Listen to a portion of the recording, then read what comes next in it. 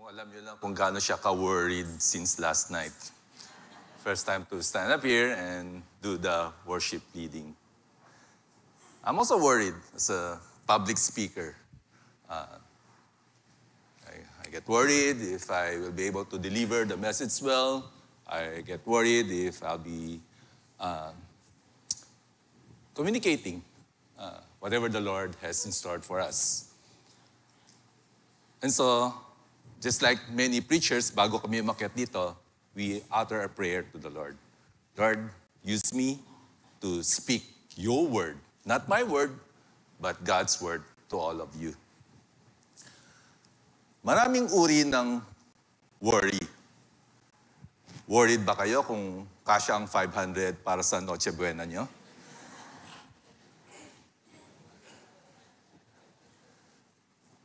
Worried ka ba sa iyong pag-aaral? We have many students here this morning. And worried ka ba kung papasa ka sa klase mo kay Ma'am Lenny? Worried ka ba kung masasubmit mo yung requirement in due time? Worried ka ba kung yung thesis mate mo ay kayang mag-contribute kahit lucky me? And you are also worried with regard to ano mangyari after college? Will I find work? Will I find the work na gusto ko? And while you are at work, sa mga may trabaho naman, ito bang work ko ay magsusustain para sa akin? At kung ako'y magpaplano magpamilya, kaya ba? At yung kumpanya ko ba ay tatagal? Ito ba ay long-lasting? Yun, worry mo ba yan? And then eventually, you also worried if you will be able to stay in the job. And then, nagpamilya ka. Are you worried that your child is going to be okay? Masusustentohan mo ba? Mapapag-aaral mo ba? And then, you also worried, will I have enough for my retirement?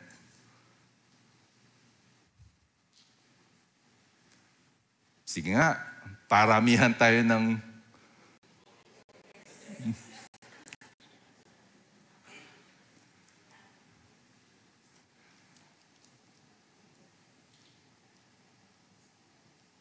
So, saan ka pa ba worried?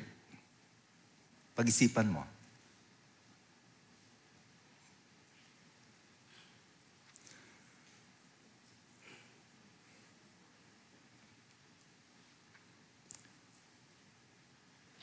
Now, we want to ask God, Lord, how can you help me with my worries? And so, meron pa kaming sermon series dito na pinag-aaral po natin salita ng Diyos. And today's title is Dependent on God's Word in Overcoming Anxiety. Yung salita kasing worry, saka yung anxious na ginagamit natin today, they both came from the same Greek word. And so, mapa-worry man, mapa-anxious man, isa lang ang ibig sabihin. Now, may sinabi ang Panginoon patungkol sa anxiety. At alam ko, lahat kayo nakikinig. Paano nga ba? Paano ko mawadidilang ang aking anxiety? Sapagkat lahat tayo dumadaan sa pag-worry. Sige po, tayo po tayo. Basahin po natin yung talata. Sabay-sabay po nating babasahin to. At ito po ang salita ng Diyos. At mamaya mananalangin tayo. Hingin natin na mangungusap si Lord sa bawat isa sa atin. Let us read together. This is found in Matthew chapter 6, and we'll be reading from beginning with verse 25. Now together.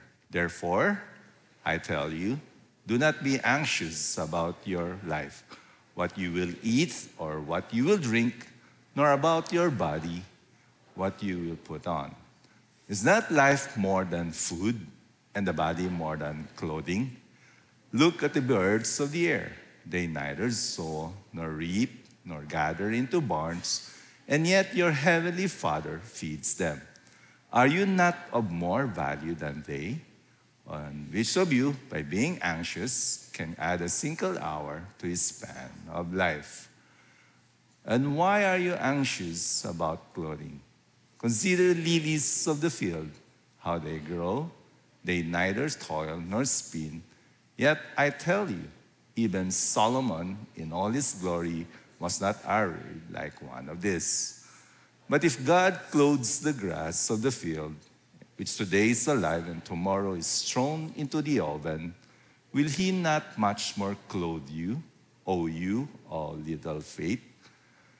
Therefore, do not be anxious, saying, what shall we eat? Or what shall we drink? Or what shall we wear? For the Gentiles seek after all these things, and your heavenly Father knows that you need them all. But seek first the kingdom of God and his righteousness, and all these things will be added to you. Therefore, do not be anxious about tomorrow, for tomorrow will be anxious for itself. Sufficient for the day is its own trouble. Tayo po ay manalangin. Panginoon, maamin kami na yung salitang anxious, anxiety, worry, nasa loob namin. We pray, Lord, na sa pamagitan ng iyong salita, na dadalhin ng iyong Espiritu, Panginoon, ang usap ka, Lord, sa bawat isa.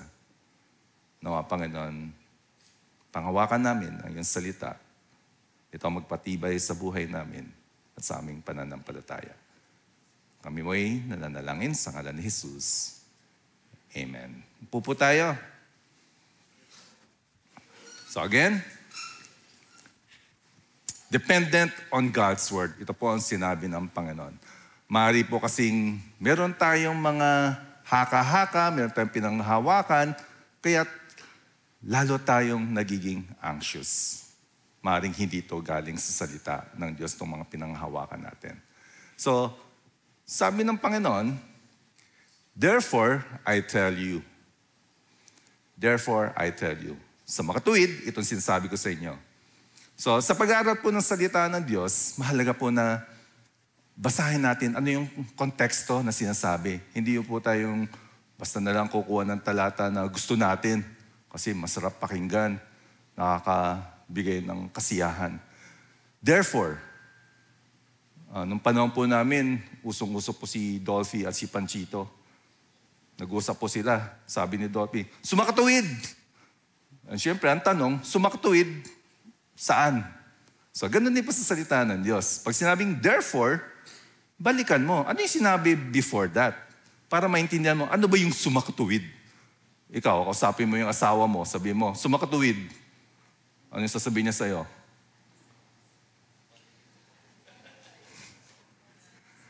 So, pag binalikan natin, yung, kasi verse 25 yan, di ba? Therefore, balikan natin yung 24. Katunayan, pag binalikan pa natin ng konti, simula sa verse 19, andito po ang sinasabi ng salita ng Diyos. Do not lay up for yourselves treasures on earth, where moth and rust destroy, and where thieves break in and steal.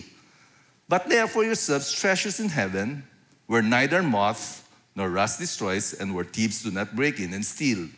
For where your treasure is, there your heart will be also. Kung ang puso mo ay gusto mo lang magpayaman ng pagpagpayaman dito sa mundo, kasi po ang kinakausap dito, yung kinokontra ni Jesus dito, yung mga pariseo, yung mga nagtuturo, yung mga religious leaders ng panahon na yun. Ang para sa kanila, pag ikay sumusunod sa Panginoon, yayaman ka.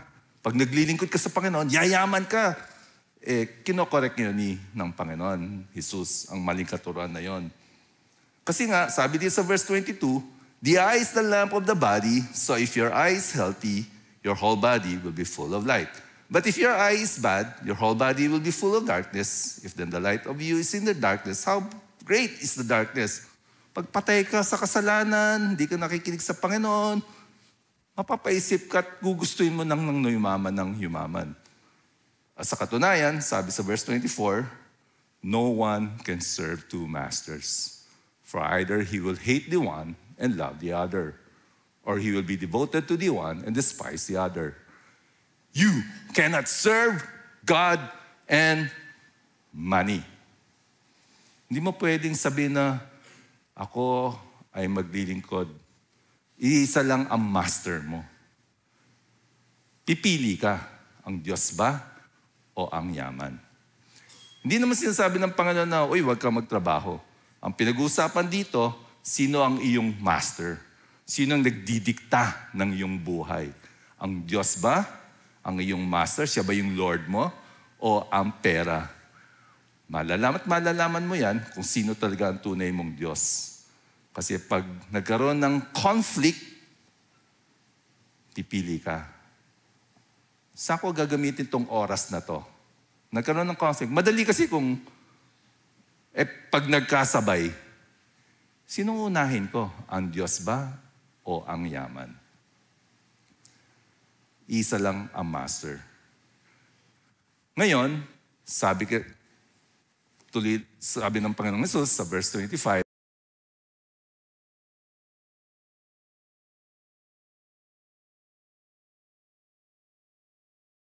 what will you put on? Is not life worth more than food and the body more than clothing? So, ang sinasabi ng Panginoon to, may mas mahalagang bagay. Huwag kang masyadong mabalisa. Tapos gumawa ng halimbawa ang Panginoon. Look at the birds of the air. They neither sow, nor reap, nor gather into barns. And yet your heavenly Father feeds them. Maganda na paminsan-minsan lalabas tayo.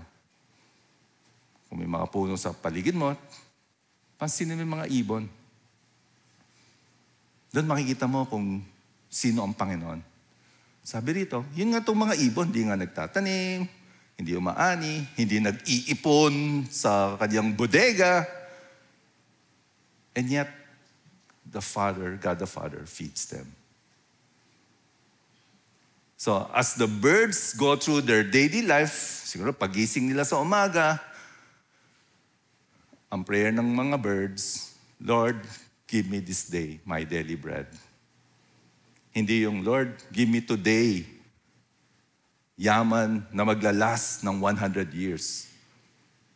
Sabi ng ibon, Lord, give me this day my daily bread. And then, siguro sa kwarto niya, meron siyang signage doon, nakalagay doon, the early bird gets the worm. Tipad na siya. Hanap na siya ng kanyang food. Hindi naman sinasabi dito na yung bird ay magmumukmuk lamang sa bahay at magsa-cellphone at hindi walang ginagawa. And so, look at the birds of the air. If God values the birds, how much more He values you? Are you not more value than they? God is telling us, remind you, na mas mahalaga ka dun sa mga ibon. And then in verse 27, and which of you by being anxious can add a single hour to his span of life? Sino ba sa atin na pag nag-worry, madadagdagan ang iyong oras dito sa mundo? You can't add a single hour to your life by worrying, can you?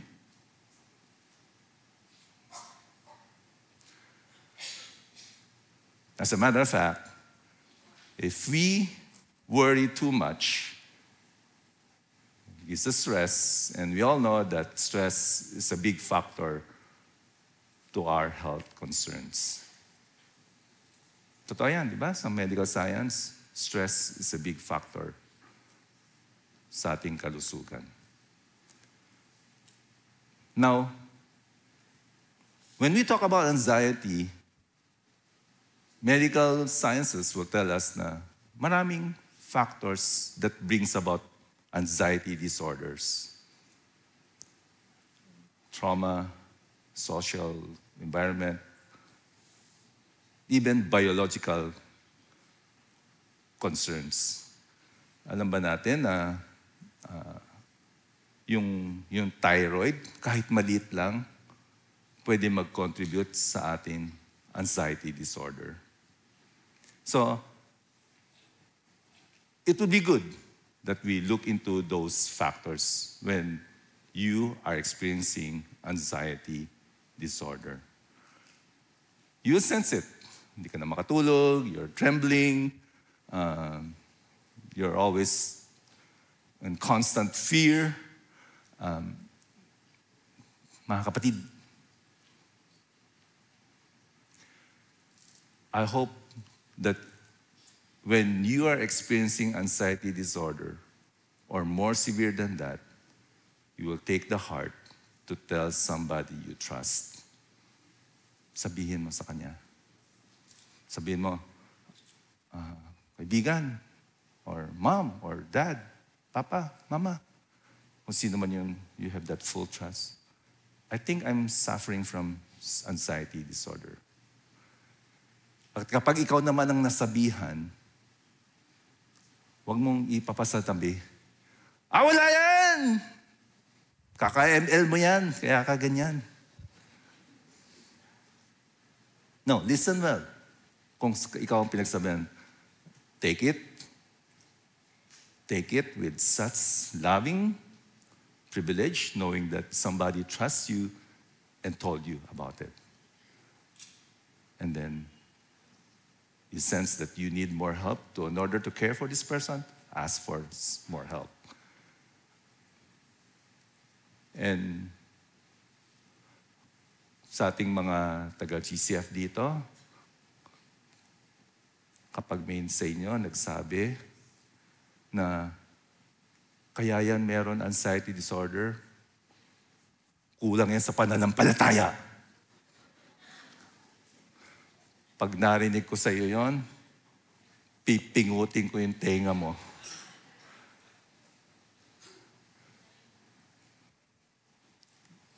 Such bragging is not from God. Such unloving attitude is not from God. So again, be loving enough to listen well, and then pray for how you can help that person.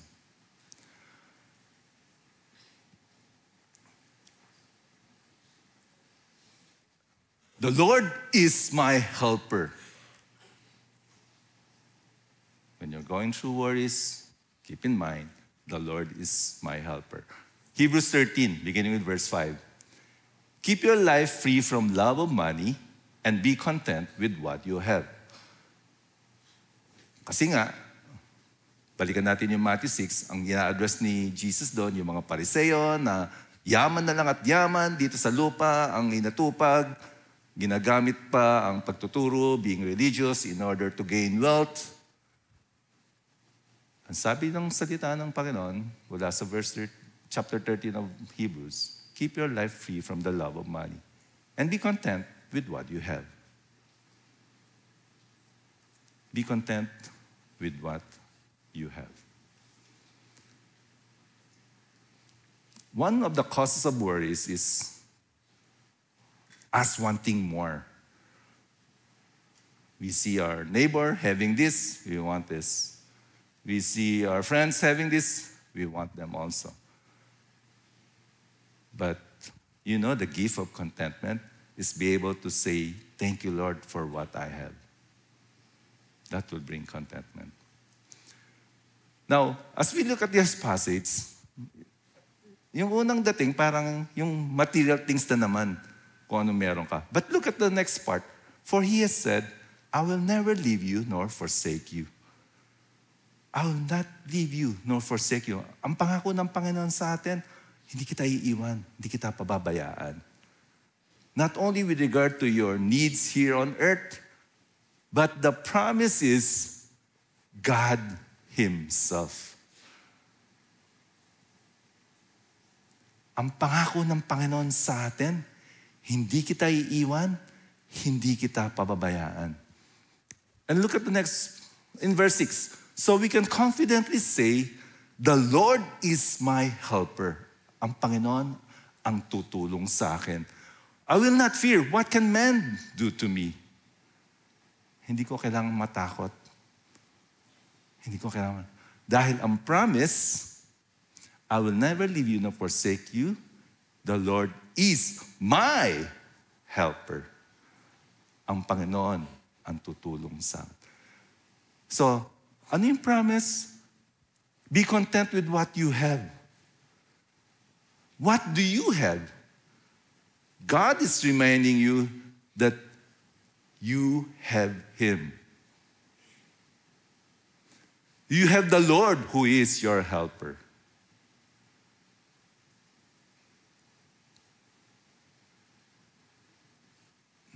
Ang tendencies kasi natin to always look at the material things where moths, rust, can destroy, where thieves can come in and take it. Pwedeng mawala, pwedeng madukot, pwedeng malaglag sa jeep. At yun ang tendency natin, yun ang pagbasihan natin ng ating contentment, ng ating satisfaction, ng ating worry-free life. God is reminding us, ito yung hindi mawawala sa'yo. Si Lord, who is your helper. He will never leave you nor forsake you.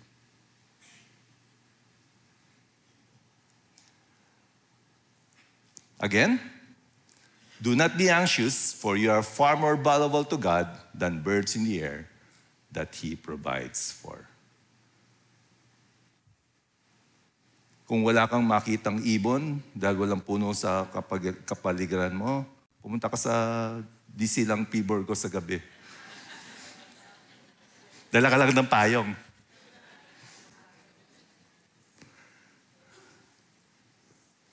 You are valuable to God. Can you say it? I am valuable to God. Again, I am valuable to God. Let's continue. Beginning verse 28. And why are you anxious about clothing? Consider the lilies of the field, how they grow. They neither toil nor spin. Yet I tell you, even Solomon. Sino si Solomon? Siya yung hari ng Old Testament na super yaman.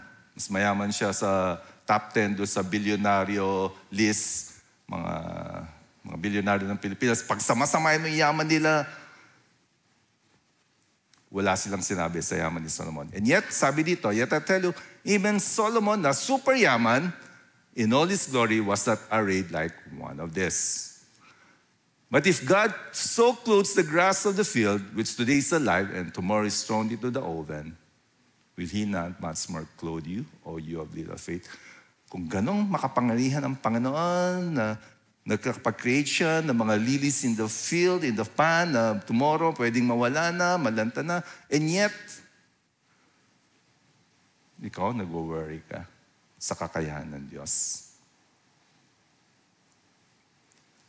Siguro medyo malayo sa ating pag-iisip. Ano ba yung lilies of the field? May isang lily tayo dito, pero lilies dito. Marami ito.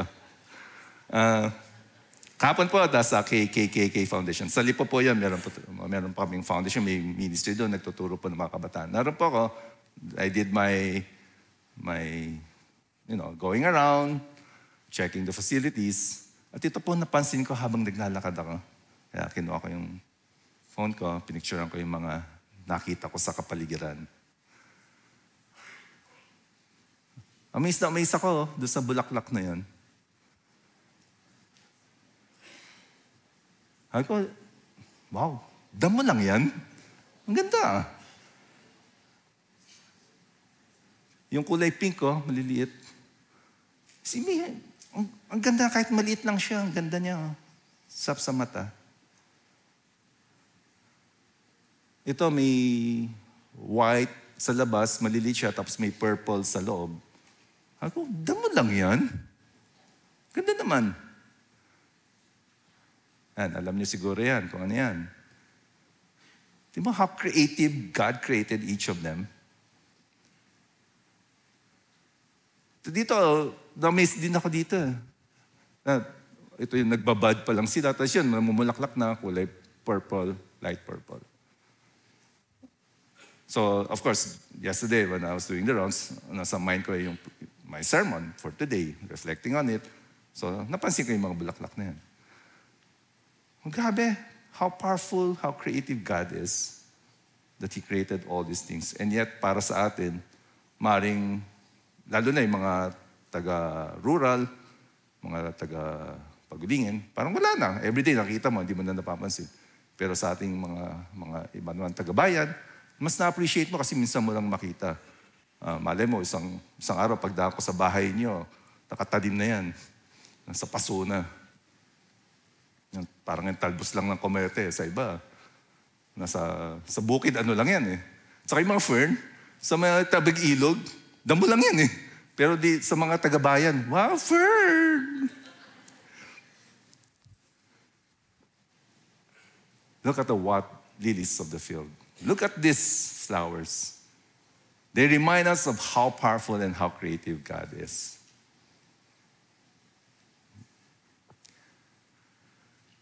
Therefore, do not be anxious, for you are far more valuable to God than the grass in the field. Remember this, you are valuable to God. Can you say it again? I am valuable to God. I am valuable to God. Sabi mo sa katabi mo, you are valuable to God.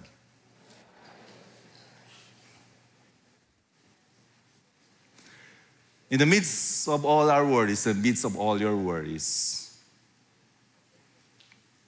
remind yourself, I am valuable to God. Here's another verse from Psalm 55. Cast your burden on the Lord, and He will sustain you. He will never permit the righteous to be moved. Cast your burden. Cast. In another English word, leave. Iwan mo sa Panginoon ang iyong mga worries. Iwan mo. Hindi lang yung, sabi ng isang preacher, hindi yung itatabi mo yung worries mo. Ay, tabi mo natin to kasi may lalagay ako dito. Pero ang sabi ng Panginoon, if you cast your worries,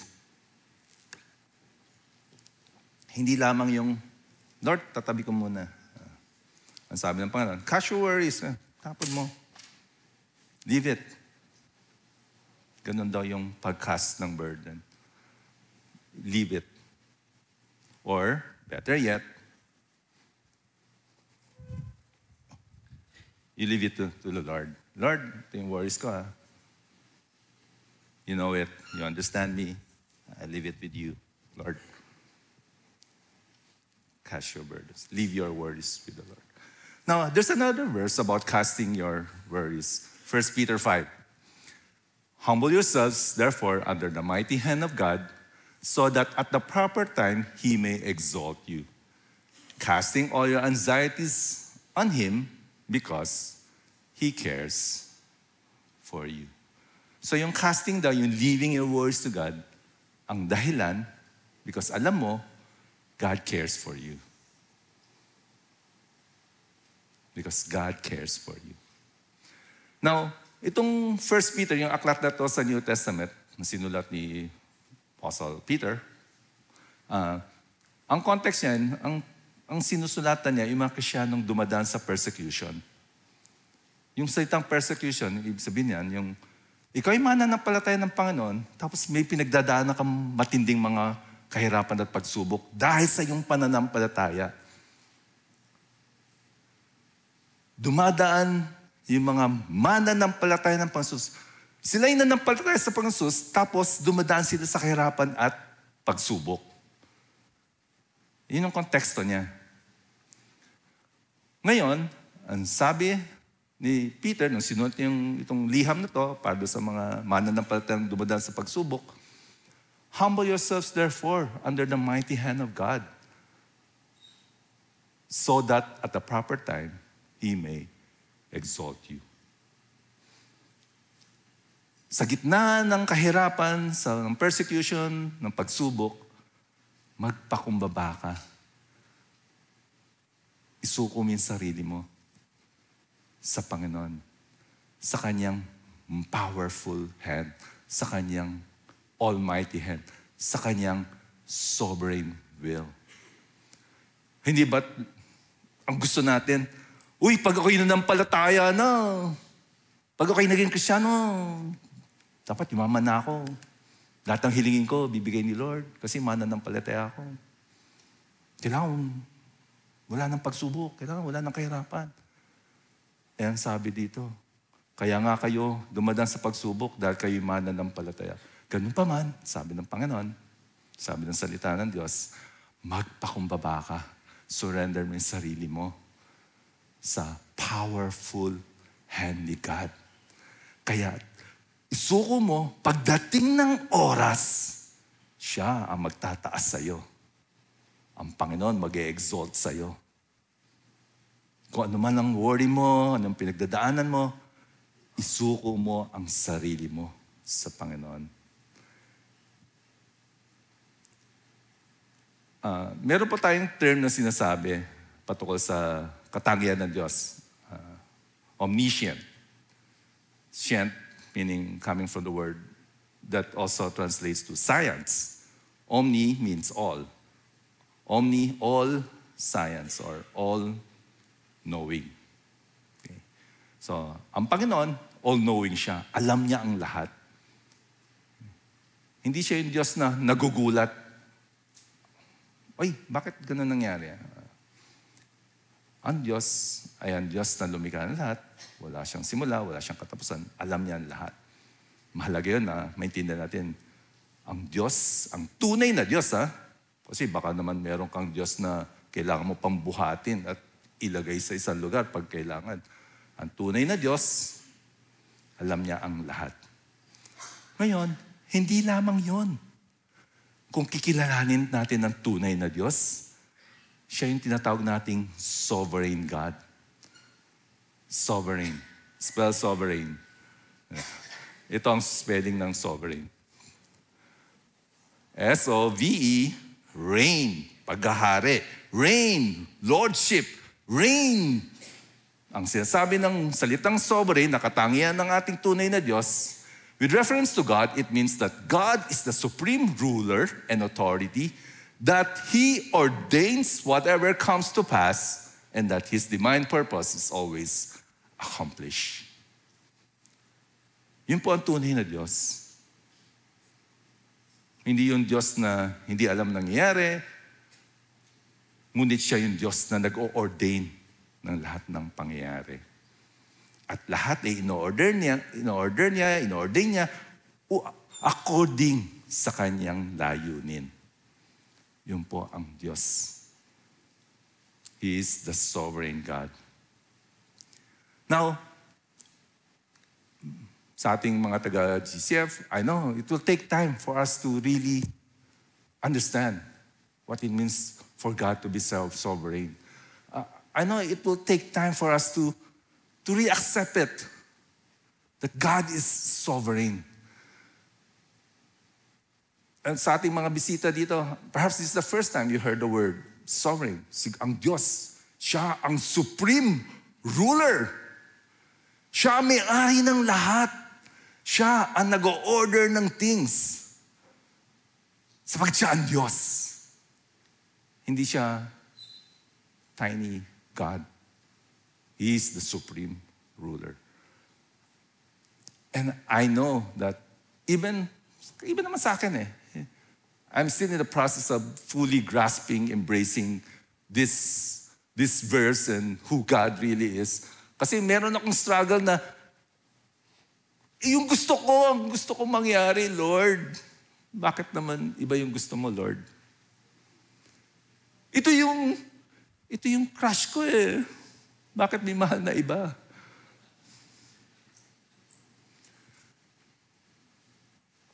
It will take time. I'm still in that process of grasping. Kaya ang tendency kasi natin, gusto natin, control natin, tayo may control eh. Kaya tayo nag-worry. Gusto natin tayo yung ruler. Pag nagpe-pray tayo, Lord, totoo ba na pag tinawag mo Lord, ang ibig sabihin ng puso mo talaga, Lord? Kasi pag sinabi mo, Lord, ikaw ang Panginoon, Lord. Ito ang magandang illustration ito. Nakakapanood kayo ng mga pelikula, di ba? Yung may mga hari, may mga knights, mga sundalo. Ito yung pinakamagandang illustration ng lordship. Di ba? Nakaupo sa trono yung hari, tapos darating yung pinaka-knight, o kaya yung pinaka-sundalo, pinaka-general. Ano gagawin nila? Pagharap nila sa king, lumulod sila, di ba? Lulod sila. Lulod silang ganon. Tapos babaw silang ganon. Bakit sila bumabaw ng ganon? Ang ibig sabihin nun, ini-expose nila yung kanilang leeg doon sa king.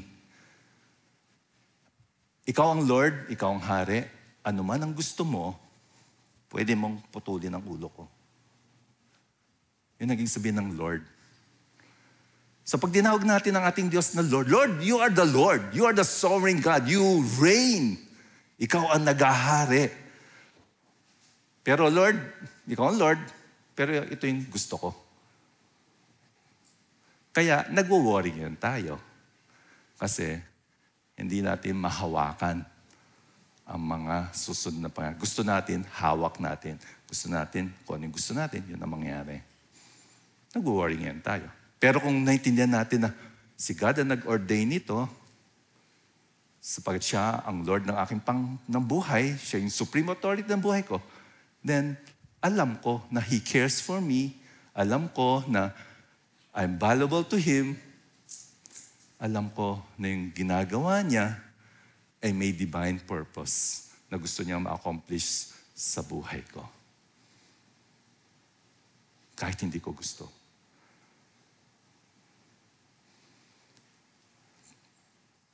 Totoo naman yan. Ilang weeks Christian pa lang ako, nasa isang Bible study kami. Yung isa ka namin kasama sa Bible study, medyo malago na sa pananampalataya, matagal sa pananampalataya, malalim ng pananampalataya. Ang sabi niya, minsan natatakot ako sa will ni Lord. Sabi ko, ba't ka matatakot sa will ni Lord? Ang ibig niya sabihin, natatakot siya kasi maaring yung will ni Lord,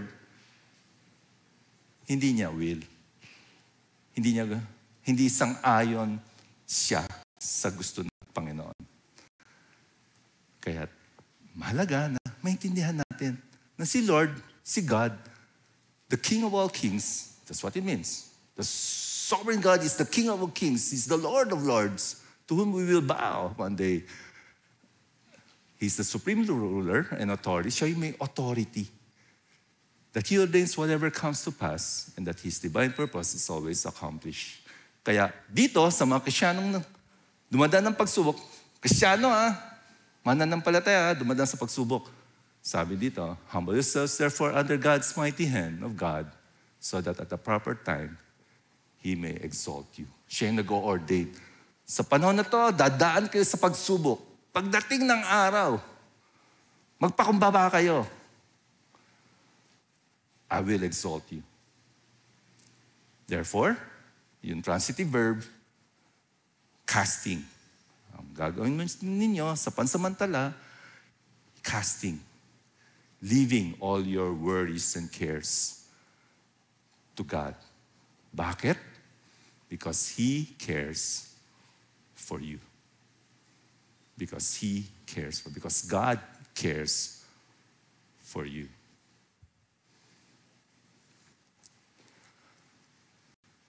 God who is sovereign cares for you. I know we have tried so many things in our life to deal with our anxieties, our worries in life. Marami na tayong sinubukan. But perhaps this time, God wants you to hear that He is the sovereign God of your life. Whatever you're dealing with, whatever anxieties you have, God is sovereign. And He wants to remind you that He cares for you.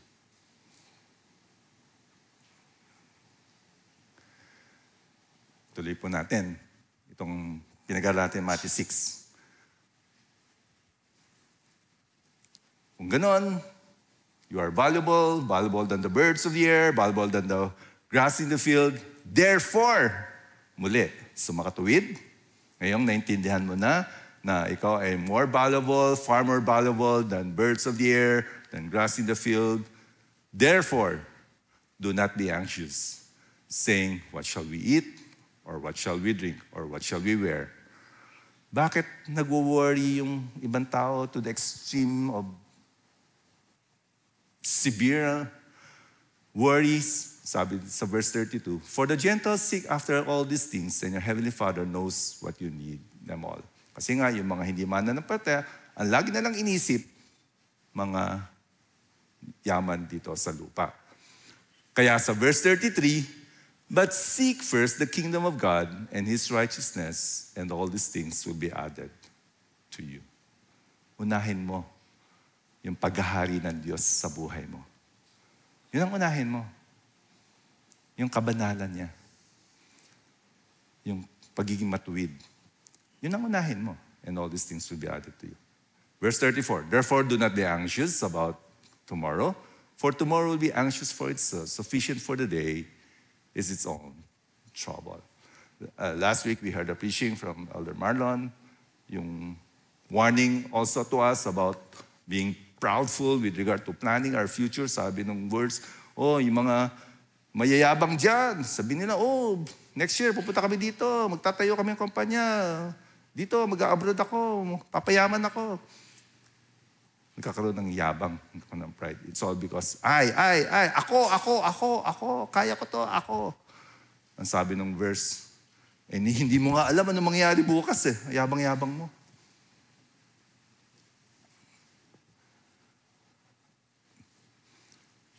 Again, we are reminded why we are anxious. Bakit tayo nag-worry about tomorrow? Dahil gusto nating hawak natin, kontrolado natin ang bukas. Yun ang gusto natin. Pag alam natin kontrolado natin ang bukas, hindi tayo nag-worry. And that desire to control what tomorrow brings comes from our pride. And so, contrast ngayon. Kasi yung being anxious is having a divisive mind. Si Lord ba? O sarili ko? Si Lord ba? Sarili ko. Kung sarili ko, then nagiging anxious tayo dahil gusto natin panghawakan ang bukas. Gusto natin kontrolado natin. Hindi mo nga alam ano mangyayari bukas. Si Lord, alam niya. Kaya kung pupunta tayo kay Lord, malalim ang ating pananampalataya sa Kanya, alam natin na siya yung nag-care for us, alam natin na valuable tayo sa Kanya, then, yung worry, nandito. Dito, you can cast your burden to God. Therefore, do not be anxious because you and your needs are known to God. The Lord's promise of His presence brings strength and courage. Si Lord, nangako siya, samahan ka niya. Sabi nga kanina, "I will not leave you nor forsake you. I am your helper. You should be content for having me." Dito sa Joshua, sa Old Testament to, yung isang ginamit ng Panginoon para sa kanyang purposes. Ito yung pangako niya nung inutusan na si Joshua na gumawa ng isang bagay na hindi kaya ni Joshua on his own. Sabi ni Lord sa kanya, "Have I not commanded you? Be strong and courageous. Do not be afraid. Do not be discouraged.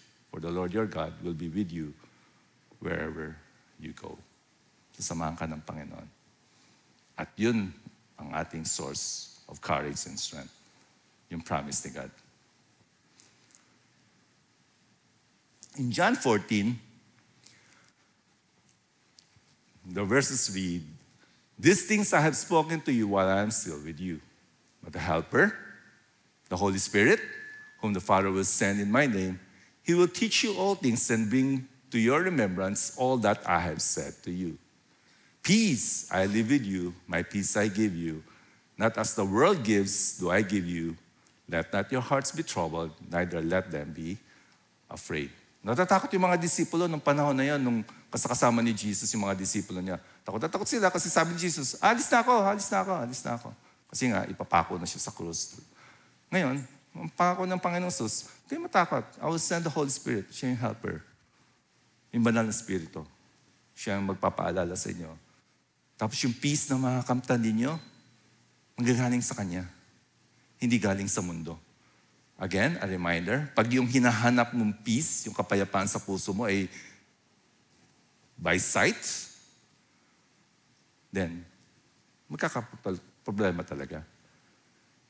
Kasi yung peace na binibigay ni Lord ay galing sa Kanya, hindi galing sa mundong ito.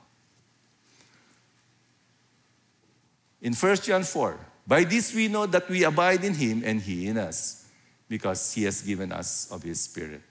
And we have seen and testified that the Father has sent His Son to be the Savior of the world.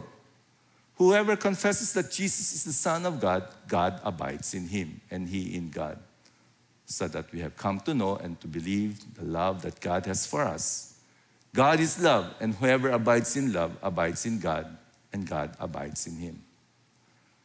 By this is love perfected with us, so that we may have confidence for the day of judgment, because as He is, so also are we in this world. Therefore, there is no fear in love, but perfect love casts out fears.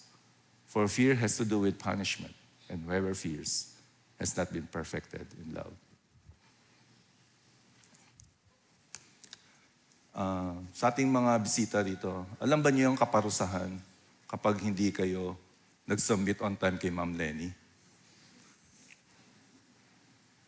Hindi niyo alam? Nako! Mamaya, tatanungin natin.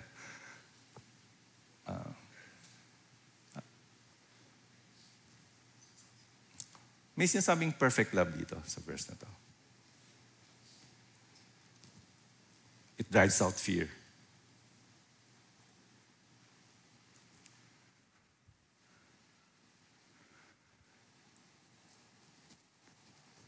Lahat tayo nagkukulang sa Diyos. Kaya kung tayo ay tunay na amin, ang sagot natin, pag tinanong tayo, ikaw ba'y pupunta sa langit pagdating ng araw?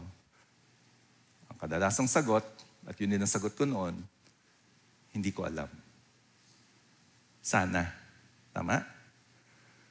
Sana. Sa langit ako pupunta pagdating ng araw. Ngayon, alam natin na nagkukulang tayo, nagkakasala tayo. Yun nga ang huli mong assignment. Kinopya mo lang, nag-AI ka pa eh.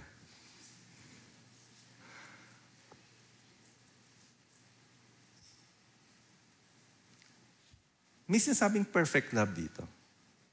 At pag narinig natin yung perfect love, maalala natin yung cross. Yun ang perfect love ni God. Ang perfect love ni God ay hindi nangangahulugan na okay lang, magpatuloy kayo sa iyong kasalanan. Come as you are. Hindi yun ang perfect love ni God. Ang perfect love ni God ay mahalin ka at nais niya na ikaw ay makasama niya ng pangwalang hanggan. In other words, ang gusto ni Lord, pagdating ng araw, pag-alis mo sa mundong to, sa heaven ang punta mo. Yun ang gusto ni Lord for you. Kaya lang, dahil ang ating isipan ay gulong-gulo, ang dami nating katuruan na naririnig, litong-lito tayo, madami tayong rituales na gustong sundin, ginagawa, maraming iba't ibang mungkahi, paano ba humarap sa Diyos, litong-lito ngayon tayo. Kaya pag tinanong tayo, parang wala lang. Nakalimutan na talaga natin ang Diyos. Naalala lang natin pag Pasko. Ngayon, yung Pasko is a reminder ng perfect love ni God. Kasi yung kapaskuhan ay ang pagsilang ng Panginoong Jesus. Ang Diyos. Yung Diyos na tinutukoy ko kanina, the sovereign, all-powerful God, supreme God, yung Diyos, nagkatawang tao. Kailangan niyang gawin yun. Para sa iyo, para sa akin. Kasi walang ibang choice, walang ibang kaparaanan. Isa lang ang paraan. Kailangan gawin ng Panginoon yun, magkatawang tao, upang nung siya'y naging adult na, inalay niya yung sarili niya sa cross. Yung Diyos na makapangyarihan, yung Diyos na lumikha sa ating lahat, inalay niya yung sarili niya sa cross. Kailangan niyang gawin yan. Kasi walang ibang paraan. Yun ang kanyang perfect love. Namatay siya sa cross para pagbayaran na ating kasalanan. At ang sino mang sumampalataya sa Kanya, pinagkakalooban niya ng buhay na walang hanggan. Ganon Kanya kamahal. Ganon Kanya kamahal. Ang tanong sa iyo, gusto mo bang manampalataya sa Kanya? Ang tanong sa iyo, nananampalataya ka ba na si Jesus ang Diyos na nagkatawang tao at binigay ang Kanyang buhay para sa iyo? Yun ba ang pinangahawakan mo? Kung yun ang pinangahawakan ng iyong puso, ang sabi ng Panginoon, ako ang iyong tagapagligtas. Niligtas kita mula sa impyerno at pinagkakalooban kita ng buhay na walang hanggan sapagkat si Jesus ay namatay sa krus para sa iyo.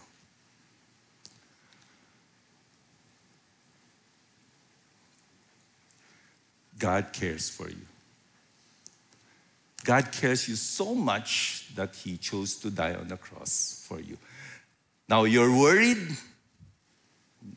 In the midst of all your worries, you have to go back to God. God cares for me. Gaano kalalim ang pagmamahal ng Diyos sa akin? Hindi pala, gano'n pala. Gaano kalalim? Gaano kalawak? Tumingin ka sa cross. Ganon kanya kamahal. Ang Diyos na lumikha sa iyo, nagkatawang tao, upang ialay ang sarili niya sa cross. At namatay siya doon para sa iyo. Ngayon, pag nagdududa ka pa, meron ka pagdududa, mga pangapakapanan, nagdududa ka, kung mahal ka ng Diyos, nag-worry ka, tumingin ka sa cross. To remind you that Jesus died for you. To remind you na si Jesus ay namatay para sa iyo. Now, this is the last verse I want to share with you. Of course, in the midst of our worries, let us remember this verse. Rejoice in the Lord always. Again, I will say rejoice. Let your reasonableness be known to everyone. The Lord is at hand. Do not be anxious about anything, but in everything by prayer and supplication, with thanksgiving, let your requests be made known to God. So, pag ikay naging anxious, nag-worry ka, here's what God wants you to do. Pray with thanksgiving. Pray with thanksgiving. Pray with thanksgiving. Pray, Lord, you have given me so much. You love us so much. Lord Jesus, you gave your life for me. And I'm thankful. The capacity to give thanks to God tells us that it's an antidote to anxiety. Kasi nga, ang gusto natin lagi ay ang kasagutan sa what if. What if? Paano na? What if? Kung ganito mga, what if? So, ang sabi ni Lord, instead of just continue thinking and saying, what if? Pray with thanksgiving. Pray for what you have. You have God. You have God's love. You have God's promises. You have God's caring. You are valuable to God.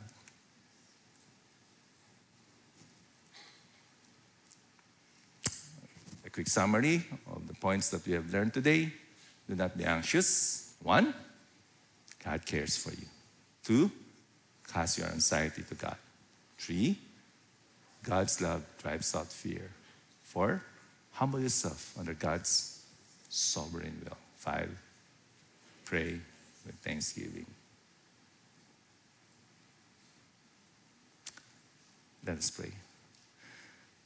Lord, thank you for your word. Maamin kami, Panginoon. Kami ang mga taong mahilig mag-worry. Mahihin namin, Panginoon, sa kalagitnaan ng aming pag-worry, ang salita mo, ang mabuhay sa aming puso, sa aming isipan, Panginoon. Ang katotohanan kung sino ka. Alam namin, Panginoon, na ikaw may hawak ng buhay namin. Ikaw ang Diyos na makapangyarihan sa lahat. Salamat, Panginoon, sa iyong pagmamahal. Salamat, Panginoon Jesus, na datapwat kami nagkakasal sa iyo. Pinili mo pa rin na mahalin kami. Tinubos mo kami, pinagkalooban ng kapatawaran ng kasalanan at buhay na walang hanggan dahil sa iyong pagmamahal sa amin. At Nawa, Panginoon, ang pagmamahal mo ang siyang manatili sa puso namin. Salamat. Sa ngalan ni Jesus kami nananalangin. Amen.